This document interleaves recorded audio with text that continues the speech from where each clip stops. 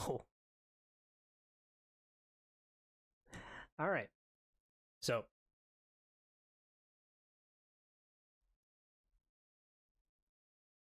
that took a lot longer to set up than I thought it would. But I just wanted to welcome myself back since it's been roughly a week since I've been able to make any kind of content, be it a highlight video, which I haven't done at all since the end of the regular season, or actually since LeBron broke Kareem's all time record. Now that I go back to it, but we've seen an awesome playoff. Sorry, I've been sick. My voice still isn't fully recovered yet. I still am congested. A lot of secondary issues here. But as you can see, we've had an insane conference finals for the West and the East. Two completely different 3-0 results so far. With the Lakers game coming up right around the corner in just about an hour or so. LeBron's season could be on at the end. This may be his last opportunity to win a championship. We may have a brand new champion altogether. The Nuggets are on the cusp of their first finals appearance. Miami, Jimmy Butler may potentially get his first title. Jokic is going to get his first title. So many things going on.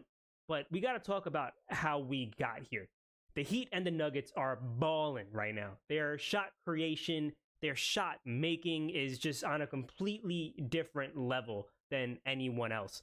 But we're going to start with Denver and LA. The Lakers just can't hold the Nuggets down.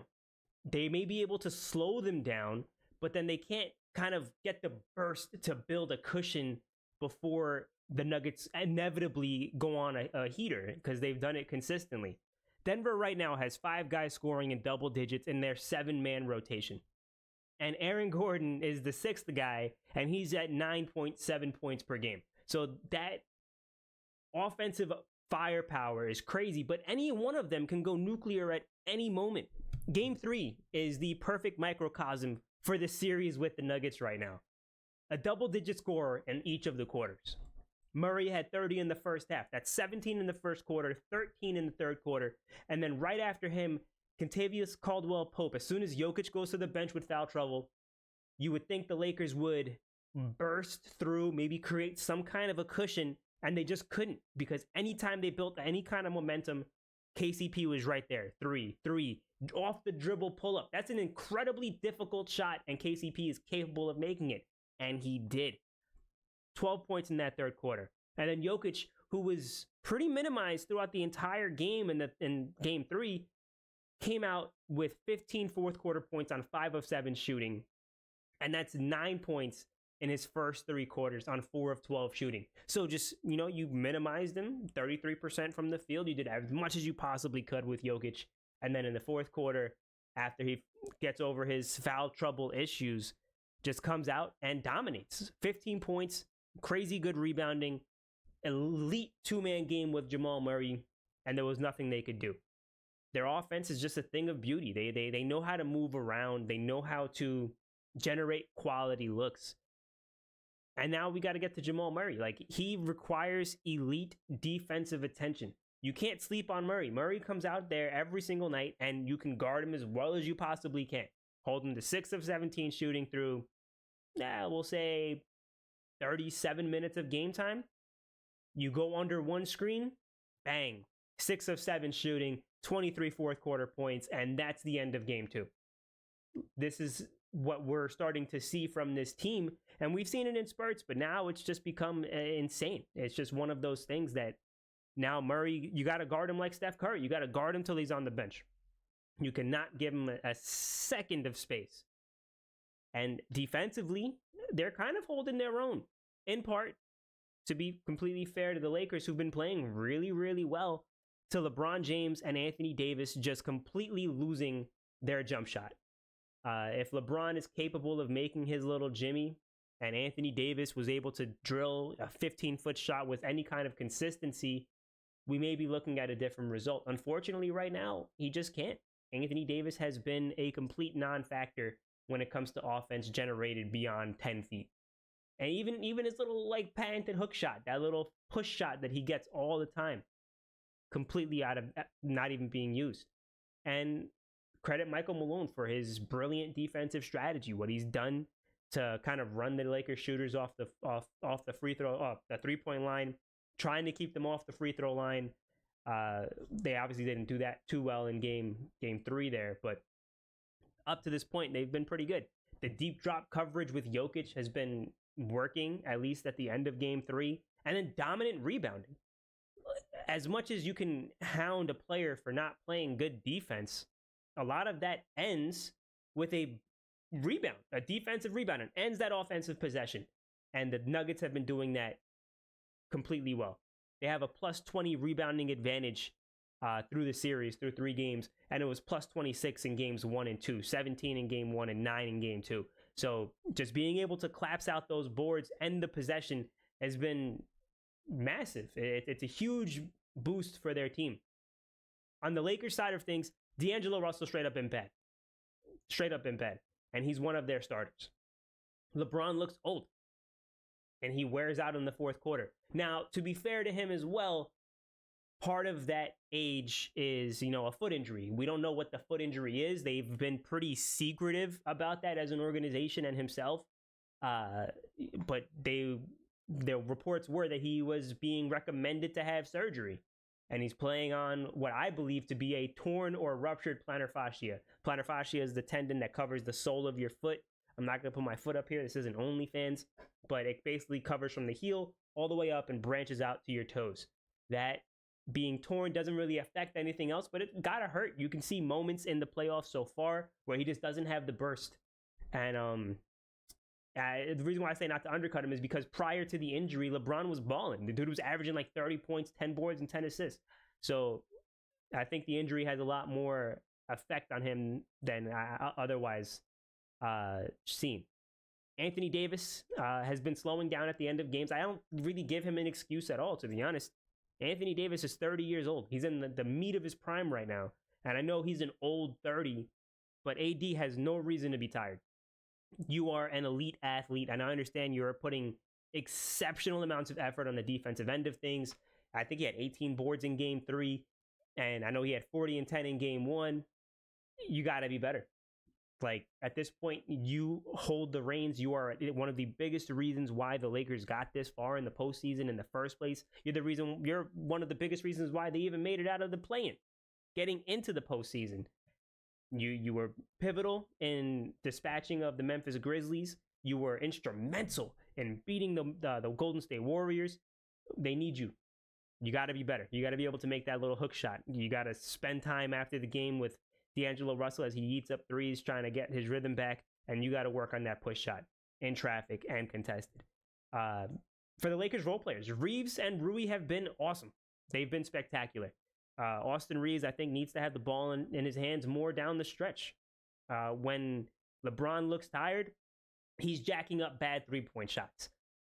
You don't have the luxury to do that against this Denver Nuggets team. They're just simply too good. They have the capability of going nuclear at any given moment and settling for a bad shot when you are this cold. LeBron right now is as cold as I've ever seen him as a jump shooter. And that includes back in the day when he played with Cleveland the first time around, and his jump shot was not nearly as good as it is in modern era. So he needs to be better. Get the ball in Reeves' hands. That should be a coaching decision. And Rui's just straight up been spectacular. I know he got picked up for what? It was like 2 second-round picks and Kendrick Nunn. So they traded a guy who hasn't played in 2 years because apparently he hit like his hip or something on a I don't know what you call it, a table in a living room. Whatever. He hit his hip on a table and missed 2 years of basketball. And you sold him and 2 second-round picks for Rui Hachimura, who has become probably one of the best role players in the league right now. Rui's been balling. So I want to give him his flowers. He absolutely deserves it. Solid strategy and coaching from Darvin Ham. I thought he's done a phenomenal job for the Lakers. He's been really good. He's been one of, like, it's easy to, with how their season has gone this year, it would be easy to quit. Absolutely. It would be easy to quit. It would be easy to fall into the trap and like, wow, we're dealing with Russell Westbrook. Our roster just isn't good enough. We're 2-10 to start the season. Our guys look discouraged. He kept everybody on track. And that is something incredible. It's kind of a miracle the Lakers even got here through what they went through this year. This is a completely different team than we saw early in the season. A completely new team. Just gonna overhaul the roster. You guys have 2 months to get it together, and they did. They've been playing playoff basketball for 2 months just to make the play-in, which they then succeeded. And then they made it to the Western Conference Finals, which is massively impressive. And a lot of that is not just the personnel. A lot of that has to be given due credit to Darvin Ham for what he's done. And his strategy in this series has been pretty good. Putting LeBron James and Rui Hachimura on Jokic was kind of a bizarre strategy. You know, you would think Jokic would be able to bully him, but the refs let them play a little bit more aggressively, and it's kind of paid dividends. I know Jokic dominated that fourth quarter with the screen and roll with Jamal Murray at the end of Game 3, but before that, they held him to 4 of 12 shooting, and they kept him off. They kept him out of the game with foul trouble. But the downside to playing LeBron James to guard Nikola Jokic, putting all those pivotal minutes on him, it's energy expensive. LeBron James has to put out way too much effort and energy to guard Jokic for long stretches of the game, and then to be expected to carry an offense on the other side of things. It's kind of tough. On the other side of it, who would you rather burn through, LeBron or Anthony Davis? So it's a really tough decision to make, and I do appreciate the fact that Rui has been up to the task for the vast majority of this series. And then finally, the Lakers they seem to unravel. They unravel at the end of games. Just down the stretch of games 2 and 3, they weren't able to get over the hump. They come down with the lead. They had a 1-point lead towards the end of Game 3, and they weren't able to stop Jokic down the stretch or match his offensive output. Couple of bad turnovers, couple of bad possessions, couple of long threes, and now you're down 3-0. The series has been close.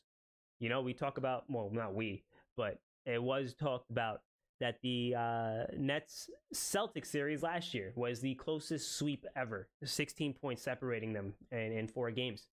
And this series, despite being 3-0, has been really close.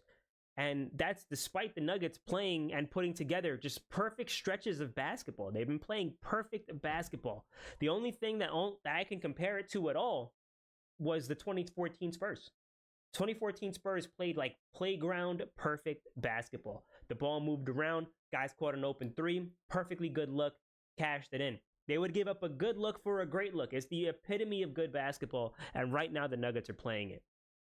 And if they close the series out tonight, I would not be surprised. However, with how close this series has been, it could be 2-1 Lakers. So I want to give the Lakers some credit. Despite being down 3-0, they've been balling. They've been playing really, really well. And a lot of this has been done at the very end of the season. And now we look at the Heat and the Celtics. And honestly, it's just the Heat giving the Celtics a good old-fashioned ass whooping. The Celtics specifically look all out of sorts. Boston ball handling woes, it just continues. They have 45 turnovers in 3 games. Jason Tatum last year had 100 turnovers throughout that entire run, that whole postseason run. He had 100 turnovers. And for some context, LeBron James is a turnover machine. I think right now he has the most turnovers in NBA history. But he's also the primary ball handler for his entire career, or has been the primary ball handler for his whole career. The most turnovers he's ever had, I believe, was like 84 or 87 is the absolute pinnacle, or I guess the bottom of his turnover woes.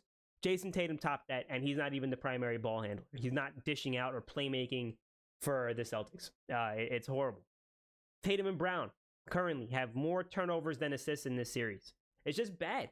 They're playing lackadaisical defense at a time when the Miami Heat, I know that they were towards the bottom in three-point shooting throughout the course of the regular season, but they started drilling their shots. They started making their shots, and if they're making them, you got to defend them. It's not like they went from being the best three-point shooting team last year to being the worst three-point shooting team this year. That makes no sense. They happened to have a stretch of time where players were injured. They had a lot of injuries on their report, and now it's up to a point where their guys are healthy, their shooters are in rhythm, they're playing with an insane amount of confidence. If anything, right now they're at their most confident. Entering the series against the Bucks, and they trounced them in 5. They go against a really scrappy Knicks team who played really good defense on them. I think they had their 5 or 6 worst games so far of the postseason against those Knicks, and they still shot pretty well in that series. You look at their shooting percentages in this series alone. Caleb Martin, 63% from the field, 47% from 3 for the series, 3 games through. Gabe Vincent, 60% from the field, 55.6 from 3. Duncan Robinson, I thought he was unplayable for stretches. They're not even attacking him to make him not playable again, but he's on a heater right now too. Duncan, 59% field goal, 53% 3. Max Strus, 48% field goal, 39% 3. When everybody's shooting 40% or higher, you're going to be winning games. And you can't afford to get them open looks. And if any team doesn't have an excuse to be tired, it's the Celtics. They have a very deep roster, and they've been abusing their minutes consistently. They got to be able to sprint to the shooters. I know you got to cover a lot of ground, but that's the modern NBA. Get over it. No double teams. Oh, God, I had that as a note here. No double teams. That killed me. I love watching basketball. I hate watching bad basketball. I know that double teams can be a death sentence in certain situations. I get it, especially with a really good passer. And Jimmy Butler's a very good passer. You can't not double team him. Jimmy Butler in the regular season versus playoff Jimmy are 2 completely different players, and playoff Jimmy is methodical. He is an assassin. He is going to pick out each and every mismatch, and he's going to attack it. If you cover him with single coverage, just give him the 2 points. Just give him the 2 points. Or give him the 2 free throws and give your guy a foul. Get your own team in foul trouble. The fact that it took until midway through game 3 to put a double team on Jimmy Butler in this series was disgusting. But when they did, it worked. The first double team they did, they caught him on the corner when he was trying to post up right along the corner 3 area. They doubled him on the catch. He tried to pass it out. Derek White gets a steal, leads to some Boston points. The very next possession, Jimmy Butler, isolation, top of the 3-point line, very top of the key area. Goes to make a dribble move. Jaylen Brown is cheating off of his man. Gabe Vincent, very, very tight though. Sprints away, fakes the double, makes Jimmy pass it to Gabe, who then Jaylen Brown makes a bad read and overcommits to a deep 3 pump fake from Gabe Vincent, giving an open look. But it got it out of his hands. And then the next time they triple team him to end the quarter. It was basically 4 double teams in a row that led to Jimmy Butler turnover, missed shot, and then Gabe Vincent beating you. And Gabe Vincent beat you, which he did, 11 of 14 shooting. He was brilliant. Then he beat you. It's just bad coaching. Joe Mazzulla looks completely out of his league. Bad coaching for Joe Mazzulla again. He got married to Al Horford over Robert Williams. I love Al Horford. Al Horford was pivotal to their finals run last year. He was the only one of the role players that really showed up against the Golden State Warriors in that series. He showed up better than Jason Tatum. He gift wrapped them game 1. He was pivotal to them building a 2-1 lead. And he's just cold. He came into this series cold, and he has not been shooting well. He's been playing even defensively. Bam Adebayo's kind of been abusing him.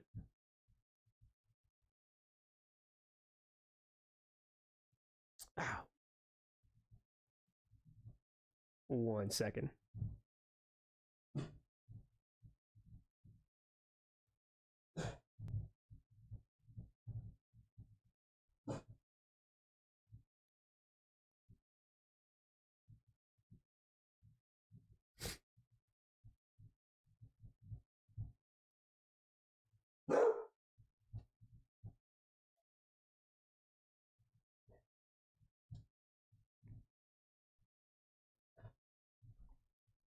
All right. Sorry, I had to share the link to this stream just to get that going. But even defensively, Bam Adebayo's been abusing Al Horford. So Robert Williams, I think, is the only player coming out playing with concurrent energy, doing consistent energy, being able to crash offensive rebounds, being able to leak out in transition, cover a lot of ground defensively. And he's been the only one. I thought it was a video. No, this is we're going full live tonight. Third, the offense. It's bogged down to too much ISO. Isolation is not that fun, to be honest. In today's NBA, isolation, unless you have some of the greatest scoring talents in the league, is not going to work for you. You got to be able to run a play. The Celtics have all of this talent. They have, I think, the most talent for talent. They have the best roster talent for talent in the entire NBA. You go top down, there's nobody on that roster outside of, their deep bench crew like Pritchard, Cornette, like those guys. Outside of that deep bench crew, every single one of those players is either a starter or a sixth man on a really good team. So it's unfortunate that they're not being utilized properly. And then you use it in isolation in the worst possible form, where it's just, hey, Jason Tatum, hey, Jaylen Brown, hey, Marcus Smart, go create. And then if they don't create, they kick it out to the next person. And then eventually it leads to either a turnover, a bad pass turnover, which leads to easy Jimmy Butler leak out in transition dunks, or it leads to, just a really bad shot at the end of the shot clock. It's highly unfortunate. Your turn, my turn basketball is bad, especially when you have horrible passers. Jaylen Brown and Jason Tatum are really bad passers. They can barely dribble, and which is incredible, at least in my perspective, because this was their problem last year. Everything that happened last year that was negative for the Celtics started with Jaylen Brown, Jason Tatum, and Marcus Smart making bad decisions.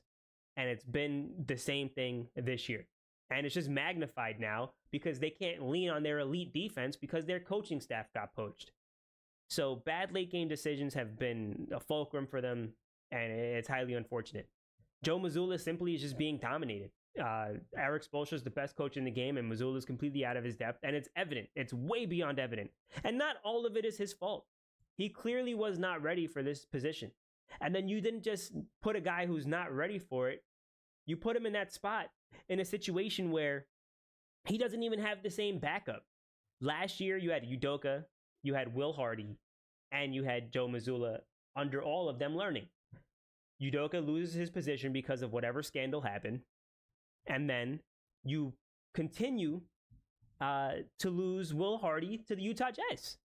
So now it's just Mazzulla with a depleted bench that wasn't even replaced, mind you. They didn't replace him. They just left him with less people, which is highly unfortunate. So, this kind of set him back in his career trajectory, where he would have been learning under a solid, what I would call a brain trust, with Udoka, a former basketball player who learned under a solid coaching tree, next to Damon Stoudemire, another really good point guard basketball player, a student of the game.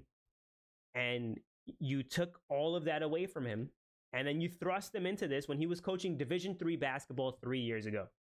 And he's clearly not ready for it. He doesn't have the same support from the assistants that Udoka had last year, and he needs it. Losing Hardy and Udoka just without replacing them, it just hurts. It hurts. Not all of it is his fault, but the fact that he can go into a press conference and tell you, I didn't have my team ready, down 2-0. I didn't have them ready for a pivotal game 3 on the road. That is criminal. And not all of that is his fault. The players, these guys, I know they're young, 25, 24 years old, and Tatum and Brown. They're not that young. They're not that young in terms of NBA talk. They've been in the league for way too long. Just like Philly could not have happened for a better city. They got wrecked, but Philly also was kind of set in a bad position themselves, right? You figure you have a coach that's known for choking paired with two players that are known for choking, and then they expected something different to happen. I know I look at the Celtics, that is, as a team that I can't even say it that way. I look at the Celtics as one of the most talented rosters that's just poorly run. And then over the course of the season, all of those brilliant habits they built with Udoka, they started the season incredibly, but they had all those habits still in the back of their mind. And now, you have 6 months of tutelage under a coach that's completely out of his depth. You lose all of those habits. Whatever they changed in practice is affecting them now. And all that dog they had in them last year and all the expectations thrust on them this year has just started to weigh down. It started to weigh down on them, and it bogged them down. The Celtics are probably going to be sent home tomorrow, and if anything, it should make Philly look even worse because they were playing a team that completely just is being outclassed by what many probably do consider to be one of the worst rosters left in the postseason. But the difference is Eric Spoelstra knows how to use his players. His players are consistently being found in really good spots, and they play hard. Playing hard, playing aggressively, playing properly, and putting in the requisite effort to win a game is all you could ask for. Give me a guy that's 0 for 5, that just can't buy a basket. Give me Tony Allen. Give me Tony Allen any day of the week. Because I know for a fact that every single possession he's going to be playing his ass off, essentially. He's going to be out there. He's going to be taking charges. He's going to be taking tough defensive assignments. He's going to be chasing down rebounds. He's going to be the first person back on a fast break. That is what the Miami Heat have in spades. I know they keep talking about this undrafted thing, right? That's been the topic of conversation over and over and over again. This is the same team that came within a missed Jimmy Butler 3 of making the finals last year. The undrafted thing was not this big of a talking point at least not that I can remember. It's the same team. Caleb Martin, Gabe Vincent, Duncan Robinson, Max Strus. 4 players that are getting heavy minutes. And I know deeper down the bench you have Udonis Haslem, who was another undrafted player. And it feels like an undercut when you do that, at least to me. When you say that, they have all of these undrafted players, it kind of feels like you're saying they shouldn't be there. No, these players play hard. These players are probably put in one of the best programs in basketball. The Miami Heat know how to take your talent and maximize it. And they've done so repeatedly. So the undrafted player thing, it drives me nuts. So I have a friend named Phil who is a massive Miami Heat fan, and we talk about it all the time. I think the undrafted player thing is just so overstated because Caleb Martin's going out there and giving you 18 a game, right? The draft pedigree thing is just completely overblown, and it's been like that for years. How many lottery picks become busts? Anthony Bennett, right? Number 1 overall draft pick. Wasn't in the league for 5 years. Kwame Brown at least had a 10-year career. Number 1 pick, but he didn't really live up to that draft pedigree. Manu Ginobili, last pick in the draft. Hall of Fame career. Multi-time champion. Pivotal playmaker during the biggest moments of finals games and conference finals games. Udonis Haslem. Championships. 20-year career. Where's your brother? I'm the only one on today. My brothers aren't here right now. Either working or just, busy dudes. But yeah, the draft pedigree thing it drives me nuts, man, because these are basketball players. These are guys that work hard. It undercuts the work ethic. It undercuts what the organization is doing to build these players, and it undercuts just what that they mean to that roster. Oh, he's undrafted. You know what I haven't heard the undrafted thing about? Austin Reeves. Austin Reeves is also an undrafted basketball player. Came in with very low expectations, and he's exceeded every single one of them. He's gonna get the bag this year. The draft is random as hell. You don't know what you're gonna get, and in today's NBA, where a lot of players will not get drafted, they're just as talented. They're learning how to shoot. Once you teach a player how to shoot, and he has requisite work ethic, you're gonna have a solid player on your team. Austin Reeves is my prime example. He came into the league, had a general understanding of how to play basketball, was a decent passer, and was a pretty good shooter, and now he knows how to take you off the dribble. And he learned how to foul bait. I know foul grifting, but he was able to do it. So it kills me because it kind of feels like an undercut to these players who put the work in and show up to practice early and leave late every single day. And it's an undercut to the organization of the Miami Heat, who have cultivated talent there with low draft picks. I can't state it enough. Yeah, you're correct. I'm glad you're able to, agree with me while I'm on my soapbox, but that just drives me up a wall, man. Those undrafted players. I mentioned the shooting percentages a second ago, but I just got to reiterate it. Caleb Martin, 63% from the field, 47% from three. Gabe Vincent, 60% from the field, 55.6 from three. Duncan Robinson, 59 field, 53 three. And Max Strus, 48 field, 39 three. That is elite shot creation. That is elite ability to put the ball in the basket. And obviously, they might be a little bit more motivated in this series than they were against the Knicks because it's the Celtics. Because this is the team that sent them home last year. Because this is the team that made them taste defeat. So I could totally get it. But playing hard is the biggest reason why they're winning. They play hard every single possession. They dominate the 50-50 balls. There's no reason that Cody Zeller, the bald Zeller brother, the one that is just ancient, been dealing with injuries for the last half decade, is able to beat you to a spot and take a charge. Especially when you're a 25-year-old dude who's relatively healthy. It makes no sense. Cody Zeller's been out there taking charges. He's been beating people to rebounds. That is the difference. Did I discuss about the Heat and the Nuggets? So I've been talking only about the series so far. I haven't done anything really for what we probably will be seeing sometime next week. More than likely, nobody ever came back from 3-0. Not that today's NBA, anything can happen, but that's going to be next. We're going to be there soon. Lowry play horrible for the... No, Lowry's been pivotal for them, man. He's not shooting too well in this series right now, but Kyle Lowry was one of the biggest reasons why they beat the Knicks. His ball denial, his ability to strip players, catching charges, lights out 3-point shooting against the Knicks. And in this series, he's not as effective, but he's still doing he's still doing really good work. And I want to give him his credit too. The whole team, man, the whole team is just killing. Defensive, his defensive impact can't be understated. What he's done in terms of taking charges, quick hands in the paint, grabbing rebounds, and then setting up his teammates. All of that has added up to a very solid player.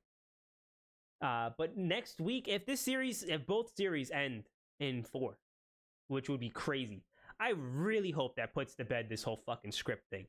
The NBA is scripted. Referee thing has been driving me nuts. My friend Phil does it, but he does it to troll me because he knows how mad it gets me. But I see it on Twitter all the time. Oh, the referees are doing this. The referees are doing that. If they really wanted to rig the game for a team to win and extend the series, they would. They would call every single little hook thing that Jokic does in the paint. They would call every single illegal screen. They would call offensive fouls to represent the other team. They would call you on your travels. They would call you on lane violations. There are so many little things that happen in every single NBA game that would absolutely swing the favor around. I saw a post earlier today on Facebook saying like the Laker free throw differential in Game 3. If they really wanted to change the game, that foul that didn't get called because it wasn't a foul, it was a flop by Dennis Schroeder on Nikola Jokic, would have been called an offensive foul. At that point, I don't think they had their challenge still, but Schroeder tried to bait a really bad offensive foul on Jokic, would have given him 5, potentially put him out the game until the final 2 minutes. That would have been called. He would have got put to the bench. Lakers would have had the ball, and that was the very start of that Denver run where Murray drains a 3 because he was wide open. So the foul, like it drives me crazy, man, because it makes no sense. I know that your team may not benefit from some calls, but both teams are complaining about it. The Lakers are complaining, why they didn't call this, they didn't call that, they didn't call this. No, the Denver Nuggets fans, they didn't call this. Miami Heat fans, why are they not calling that? Why are they getting 7 free throws in the first quarter? You're going to get it back. The referees reward typically players that play with more requisite effort and energy.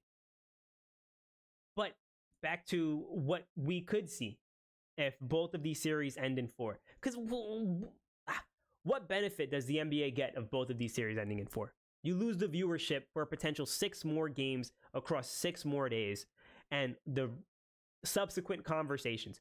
If both of these series end tonight and tomorrow, the next game for Game 1 of the NBA Finals is not going to be until June 1st. That's an entire week of no basketball. What are the topics going to be on those television shows? They're not going to be able to talk about much. Maybe 30% of the day is already going to be gone, just without being able to talk about the games, the highlights, the spectacular play from specific players, even more than 30% of the day. So, if they wanted this series to go longer, they would have done it already. Regardless, we may be seeing a Miami Heat versus Denver Nuggets series for the finals. This would be the Nuggets' first time ever in an NBA Finals. This would be Jimmy Butler's first time in the NBA Finals. This is their first finals ever. This is as far as the conference finals is as far as this team has gotten. I think there's like 7 teams in the league that have not made an NBA Finals. You have the Charlotte Hornets, you have the New Orleans Pelicans, the Sacramento Kings, the Minnesota Timberwolves, this squad, the Denver Nuggets, and I think that might be it. That might be the entire list. So if they make it, which they definitely should, they have a pretty good shot against the Heat. And that's not to disrespect the Heat. The Heat also have a very good shot to win the championship too. Jimmy Butler's playing on a ridiculous heater. How are they going to guard him? Are they going to be able to throw double teams? They have a really good defensive personnel. KCP and Aaron Gordon are killers on the defensive end. And Nikola Jokic, as much disrespect as he gets defensively, he ends possessions with defensive rebounds. And they may have found something with that deep drop coverage they've done, as long as the person he's dropping deep on is not a great shooter. Wasn't Butler in the finals against the Lakers for the Mickey Mouse Bubble Championship? Sorry, yes, he was in the finals for that. I completely spaced on that. Yeah, Jimmy Butler, this will be his second finals, potentially his first ring.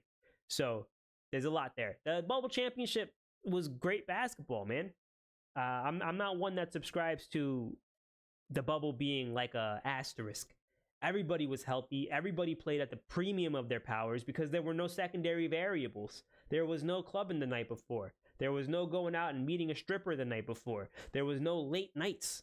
It was basketball, training, and more basketball. Most people felt like that was the purest version of basketball we've ever seen. And we saw what was going to thrive. And what thrived was discipline and practice. So we saw the two best teams meet there, and the better team won. Obviously, the Heat had some injuries with Bam Adebayo messing up his elbow, blocking Jason Tatum for a game winner. And I think Goran Dragic was injured as well. His first real one. I do hope Michael Jordan's son wins and the Nuggets are beast. See, I still don't subscribe to it, man. I thought the bubble was awesome. And you're seeing it replay today, right? Like, these are the same squads. The Nuggets are a lot better than they were a couple of years ago. As I think the Heat are as well. A lot of those young players are starting to blossom. I know Tyler Hero's still injured, but I think they play better without him. Those secondary minutes you're getting from Gabe Vincent, those additional minutes for Gabe Vincent, for Kyle Lowry, for Caleb Martin, like, you would have to bench them for a certain period of time in order to put Tyler Hero in, and he kind of doesn't fit their offense nearly as well as these other guys do. Yeah, he can get you a bucket, but these guys are getting you those buckets and playing incredible defense. What we're going to see with these two squads, though, when they meet inevitably, is going to be special. Legitimately special. Both of them are just completely lights out right now. Their shot creation and their shot making ability is awesome. I don't have the numbers here right now, but I'm about to pull them up. The Nuggets, let's see. We're going to pull up what their stats have been for shooting, because it's incredible what I've seen, at least. I don't know what the legitimacy of it is. Playoffs. 3-point shooting. Jokic shooting 47% from deep. Michael Porter Jr. shooting 42%. Jamal Murray 41%. KCP 40%. That's insane. That's insane. All of their volume shooters are shooting 40% and up. And that's not to say what they're shooting from two. Bruce Brown 52, Jokic 54. Like, what they're doing is beautiful. He is special and beautiful, man, too. I appreciate the compliments. I try to be, I went out there, got my hair done a little bit, put on a nice little t-shirt to get ready for you guys. He's the Spanish Marv Albert. Nah, that's the GOAT. But yeah, the Nuggets they simply can't miss. If you give them an inch of daylight, they're gonna drill it, and it's gonna be right in your face every single time, which is impressive. This is an impressive team. What they've built here is special, and they've done it over the span of a couple of years. So they're only going to get better. A lot of these guys are still really young. Michael Porter Jr. is only 24. Jamal Murray's 25, and Jokic is 27. So they're at the very beginning of their primes. As long as that core is together and they're signed, I think, for the next 5 years, they're going to be good. And that's if they maintain, players like Bruce Brown. I know Aaron Gordon's also locked in for a few years. Do I think Jamal Murray's going to be trouble for the Heat? I do. What the Heat have been destroying against the Celtics has been their lack of ball handling, first off, and then passing. Their passing inability is detrimental for the Celtics. What Jamal Murray has been doing is very similar to what Brunson did, and they had trouble with Brunson. And this is not a detriment to Brunson. Brunson has been special this season. He's awesome. Jamal Murray is very similar. He's able to create. He's able to create off the dribble. He's able to create from deep. You can't give him an ounce of space. Defensively, he's become not defensively.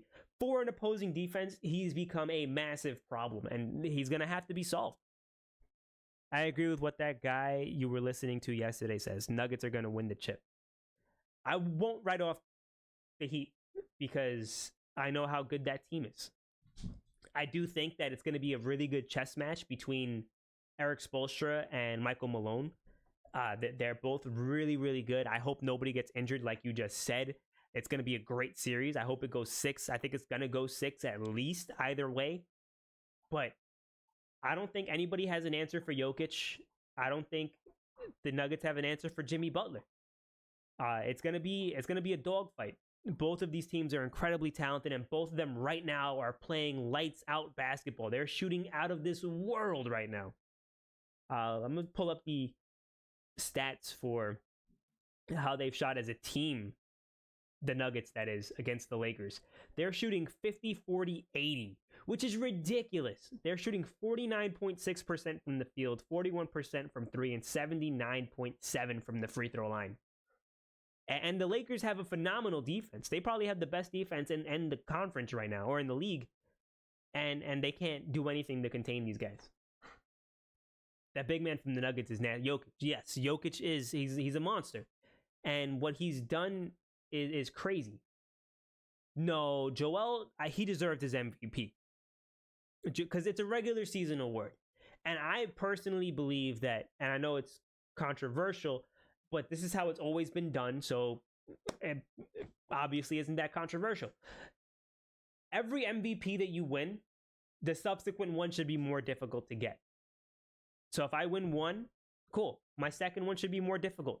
So if I'm not playing a little bit better or significantly better than I did my previous MVP, I probably shouldn't be getting it. Jokic did. He balled out. He dragged a team that of players that are barely in the league right now, that aren't getting minutes with worse teams. And he dragged that squad to the 6th seed. Completely deserved that MVP. This year, he has a lot more talent. Jamal Murray's back. Michael Porter Jr. is back. Aaron Gordon's better. KCP's on the roster. Really big improvements from this team. Joel Embiid balled out this year. And Jokic kind of let go of the reins. He was in the race all year. He had an opportunity to take it. But when they had the first seed locked up, he, washed his hands and said, I'm going to take a bit of a break. And he completely deserved it. Joel Embiid, on the other hand, was like, nah, I'm balling. And kept playing and played incredibly well.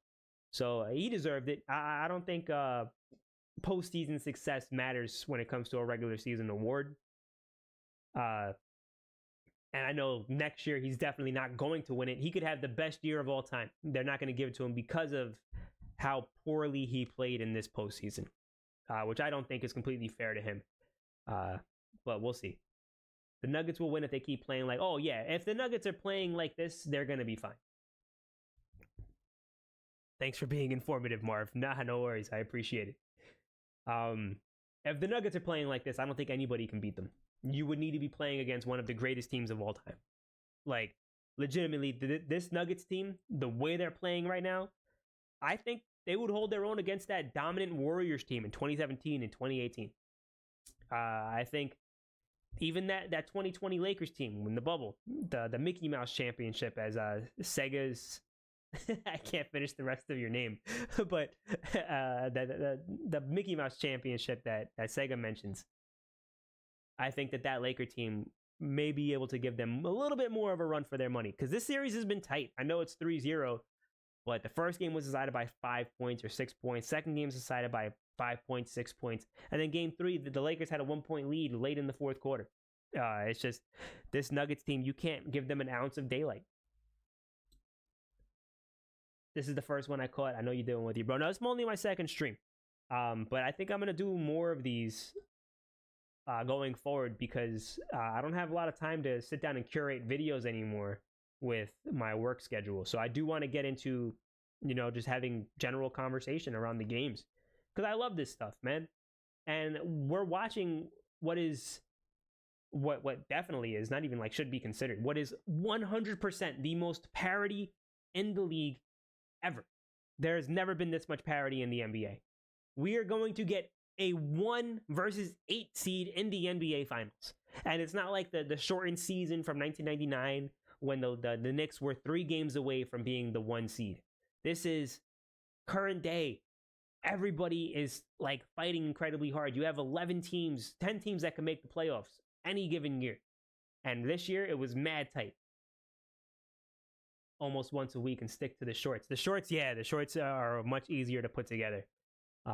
It's just trying to do a short around the story is tough too, because it's like, even like John Morant, right? Like I did a short on John Morant getting suspended, but there's so many takes you can have on it. The guy's he's silly for burning millions of dollars for trying to look cool in front of his friends. And like you can get into so much. He lost $39 million because he didn't make an All-NBA team. It's just the silliest thing you can do. Carmelo Anthony retiring tonight. Now Melo's no longer going to be in the league, which is, incredibly sad. But at the same time, it's like, wow, it's over, LeBron James is the last player of that 2003 NBA draft, which is crazy. No Wade, Milicic left like a decade ago. Go down the list, like now it's just LeBron. He's the last one left. I'm good at talking. A lot of people don't talk like you. You're here talking barely to anyone, and you're doing a great job. Don't be discouraged. I appreciate you, man.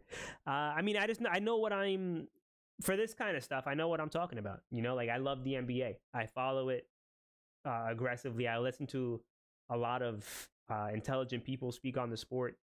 There's a podcast I follow on this every single day. Hoops Tonight with Jason Timpf. His insight is awesome. And, I hang on to a lot of those words. Best Melo was the Nuggets days, in my opinion, thanks to George Karl. So this is crazy. Melo came this close to winning a championship. In 2009, Carmelo Anthony and the Denver Nuggets played against Kobe Bryant and the Los Angeles Lakers in the Western Conference Finals. And this is to, his detriment a little bit, but Melo balled out in that series. He only won 3 playoff series his entire career. 2 of them were that year. Game 5 of that finals, he's playing against Kobe. And if you watch the footage, Melo has never been known as a good defender. He's never even been known as a hard player, a player that plays with incredible effort on a consistent basis. In that run, he was playing with so much effort, so much energy. I remember that there's that one it's not even a highlight, but you're seeing him box out with Kobe, just banging into people, throwing elbows. Like, it was awesome. And they came within, a bad fourth quarter from the Nuggets team. Melo balled out. He had 11 points in that fourth quarter. Kobe Bryant was 0 for 5 from the field in that fourth quarter. Pivotal game 5. But this is where we kind of lose track of how great teams are. Melo didn't have help in that fourth quarter. The rest of his team did not show up for him. I forgot who was that point guard. I don't know if it was Allen Iverson or if it was, we can look it up right here. I have Basketball Reference open. I don't know why I'm trying to guess, but he didn't get the requisite assistance that he needed, and then they lose. And I think that Nuggets team could have taken the Dwight Howard Orlando Magic to the championship. I think they would have beaten them. Let's see. So I have that series open. They had Chauncey Billups. Okay, that's what I was expecting. Because I know they had Allen Iverson, but I think they had him just prior to this. But Melo was killing, man. He averaged 27 points a game that series. I know his shooting splits were not really too good, but you're playing against one of the greatest defenders of all time in Kobe Bryant, and you took him to 6. So it's unfortunate that Melo's career ends without a championship, but he's a first ballot Hall of Famer, no question, bar none. One of the greatest players to ever play, and that Nuggets team would have easily. I agree. I don't think the Magic were ready for that challenge. I know Dwight Howard was special, but you got Nene and Kenyon Martin locking down the paint, and then you got a little bit of big man depth with Chris Anderson and Johan Petro deeper down the line there. So you at least you have some fouls to give. Worst case scenario. However, it's unfortunate his career will now be over without a championship to speak of. But you can look back and say, Carmelo Anthony is one of the 10 greatest scorers in NBA history. You have the list of 8, LeBron, LeBron, Jordan, Kareem, Karl Malone, Dirk Nowitzki, Kobe Bryant, Shaquille O'Neal. I don't even know who's next. Wilt Chamberlain. And then right there, number 9, Carmelo Anthony. So only 8 players in NBA history have scored more buckets than Carmelo Anthony, which is incredible. He doesn't have one. No, he never won a champion. He never even made a finals, which is super sad. It's one of the saddest parts of his career. He built a nice stadium for Syracuse. Yeah. He just saying that because he was a Knick. No. Melo, he's going to be a first ballot Hall of Famer, man. He deserves it. 9th greatest scorer in NBA history. 19-year career. I know, and he would have had a longer career had he been willing to accept a lesser role earlier in his career. But I remember him playing for my Blazers. He was the reason why we beat the Memphis Grizzlies for the 8th seed in the very first play-in game. He was the reason why we won Game 1 against the Lakers in that bubble championship. He was awesome. And I'm. It's going to be sad seeing an NBA with 0 chance of Carmelo Anthony coming back. So I just want to give him a quick shout out because he deserves it. Hall of Fame career, bar none. Multi-time All-NBA, multi-time All-Star. I think he has the most Olympic medals in history for basketball. He has 4. And I know he's second all-time in the Olympic scoring list, which just got passed by Kevin Durant recently. So Carmelo Anthony, one of the greatest players ever. Also, he has an NCAA championship. He would have been good, but he needed George Karl to play defense. He did. I wish he took the defensive end a little bit more seriously. Carmelo Anthony is one of the most interesting what-if players that you can have in the NBA. Because he gets drafted by the Denver Nuggets, right? Which, kind of gave him more leeway than he deserved as a young player because he made the playoffs in his first season. But Melo entered the league just as talented, if probably more talented than LeBron James did. The one thing he didn't have was the passing chops that LeBron had. But Carmelo Anthony, if he gets drafted to, let's say he goes to the Miami Heat, he gets picked 4th instead of 5th instead of D Wade. Maybe he goes to the Detroit Pistons as a very popular what if. And then he's going to learn how to play defense. He's going to learn basketball culture. He's going to play with some of the best basketball minds of that era that would have molded him immediately. He would have got a finals run his first season in the NBA. And that was the year they won the championship. And they didn't even use Darko that year. So he would have got his ass whipped into shape immediately. He would have been taught that the sum of your parts is greater than the individual. And he would have learned that his very first season in the league. And he would have learned that for the next 3 years after that, where the potentially have 2 championships in his first 2 years. Because the Spurs beat that very same Detroit team in 7 games in 2005. So imagine if they had the scoring chops of Carmelo Anthony, it completely changes the course of history. Um, it's mighty unfortunate that we never got that opportunity and that he never got that opportunity. Because honestly, it would have been special if he did. But I'm gonna call it a stream here. I appreciate you guys for stopping by and showing some love. I'm excited to see this game 4, and I hope that we don't see a sweep. You know, LeBron is my favorite player ever, so obviously I'm a little bit more biased when it comes to this. But at the same time, the Nuggets deserve all of the love and admiration for what they've done this year, and it's leading to something special. This is a completely different team than we saw in the bubble. Everybody's better. Jamal Murray deserves way more defensive respect. You cannot give him an ounce of space. Nikola Jokic is one of the greatest players at this point in NBA history. And if he gets the championship, it's only going to cement that. We're going to watch him fly up the ranks. So we're looking at a multi-time MVP who's had multiple conference finals runs. So just a lot of respect for this Denver Nuggets team. Go Bron. I agree. I really hope we see a vintage performance, but I also understand that he's playing on a torn plantar fascia. I'm not sure if that's the real injury, but I think that's the injury. I know they've been really secretive about it. LeMahon James. All right, everybody. I appreciate the love, and I'll catch you guys next time. Peace.